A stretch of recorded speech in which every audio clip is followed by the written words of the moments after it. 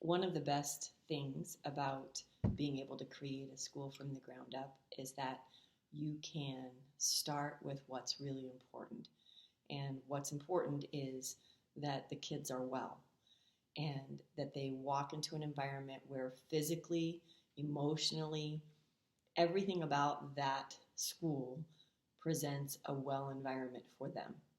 So they can think creatively, so they can be themselves, and they can be encouraged and inspired to do their best. The basics of the foundational level is to make sure that kids don't proceed from one grade to the next with big gaps.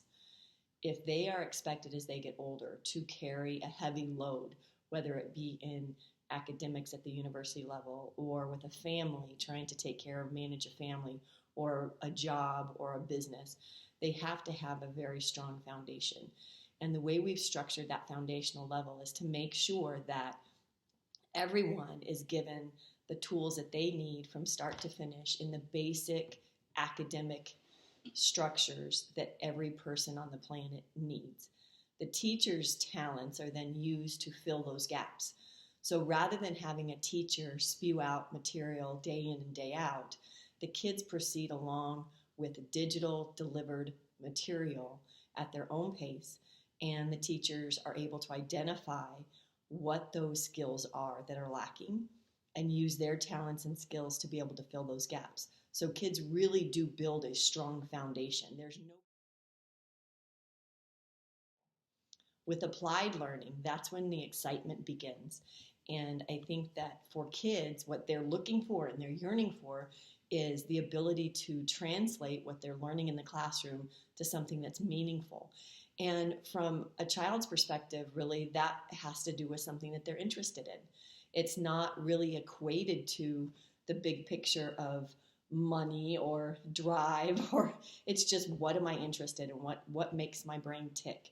So those projects are a tool that the teacher's skills and talents are used to create projects for the kids that are driven by their own interests. They're cross-curricular. Every project is, whether we call it that or not, but they involve different things that the kids are learning, whether it be in math or science or writing or speaking, presenting, research.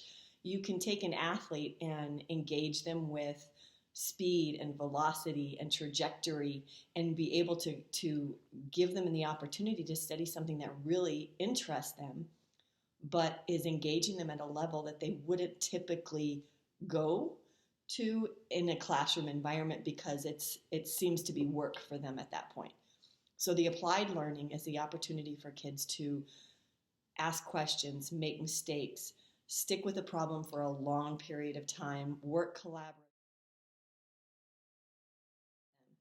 The third level is experiential, and that's really where we try to tie and grow up the kids in the sense that really the whole meaning of education is to prepare them for the next level.